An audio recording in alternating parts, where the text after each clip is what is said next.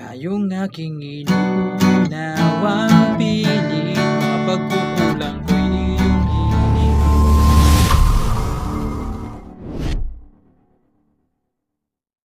Hello mga ka-idol! So ngayon meron na naman akong ituturo sa inyong napakagandang kanta. So yung title pala nito ay yung Di Na Mababawi by Sponge Cola.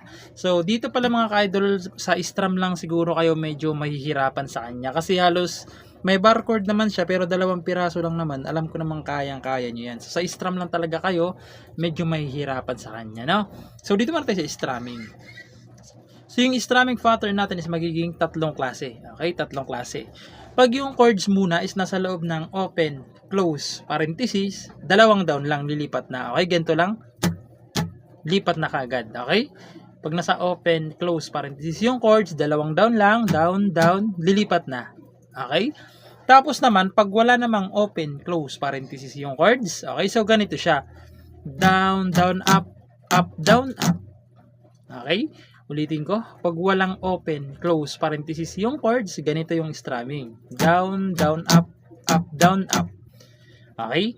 So, ganun siya. Tapos, yung chords naman is may nakita kayong number 1 sa taas, kasi 3 ang strumming nito.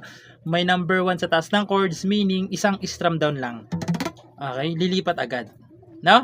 So, sana malinaw yung ano natin ha. Nandiyan naman nakalagay yung strumming pattern natin. So, proceed na muna tayo dito sa kanyang whole verse. So, dito mga ka-idol, yung whole verse niya, kung mapapansin nyo, meron kagad open close parenthesis, no? So, yung chords dyan is B minor. So, yan yung sinasabi kong bar chords. Isa lang muna, mamaya na yung isa. Ayan. So, yung B minor sa 2nd fret nakabar.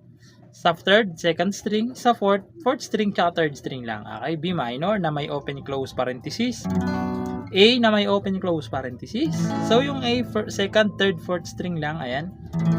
A na may open close parenthesis. Tapos D na walang open close parenthesis na. Okay?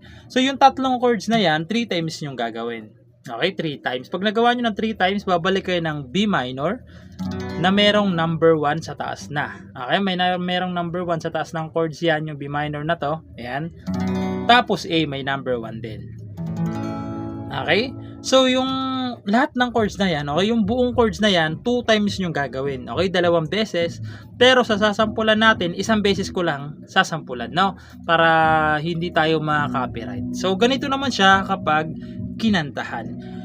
Ngayong aking inuunawang pilit, mga pagkukulang ko'y iyong ginigiit. Sana'y malaman mo na tanging ikaw lamang ang aking iniintindi. Tapos ulitin nyo lang ulit, okay? Ulitin nyo lang ulit. Nakatanim pa sa aking alaala, pangako mo na na na na. So, ulitin nyo lang ulit kasi 2 times yung gagawin yung lahat ng chords na yan, okay? So, sinampulan ko lang para maalaman nyo yung tunog niya. So, proceed naman kagad tayo doon sa kanyang chorus. Doon sa part na hindi na mababawing iniwang hapdi. So, proceed na lang kagad tayo doon sa kanyang chorus. So, yung chorus niya rito mga ka-idol, kung mapapansin nyo dyan, wala nang open close parenthesis yung mga chords na yan, no? So, yung chords dyan is G. So, yung G, 1st string, 2nd string, 5th, tsaka 6. Ayan, G. A, B minor, D7. So, yung D7, ito lang naman siya. 2nd string, ipitin nyo. 2nd string, 1st, tsaka 3rd. Ayan, D7. Pagkatapos ng D7, babalik lang kayo ng G. Okay? Pagkatapos nyan, pupunta naman kayo ng A, B minor, tapos B7, ito yung pangalawang bar chords niya. So, yung B7, ito siya, yan. So, yung B7, nasa 2nd string, ipitin nyo lang to, tapos 4th string, tapos nakabar sa 2nd, ayan. B7 na. Tapos, babalik kayo ng G, tapos A, B minor na may number 1. Okay? So, itong last na B minor lang yung merong number 1. Okay? So, sasampulan ko kayo ng kanyang chorus para mas malaman nyo kung paano naman siya tugtugin. So, ganito naman siya sa chorus. Hindi mo na mababawing iwang sakit sa mga salitang binitiwan mo. Hindi ba't ikaw na rin ang nagpasya, nakata at yung unang humiya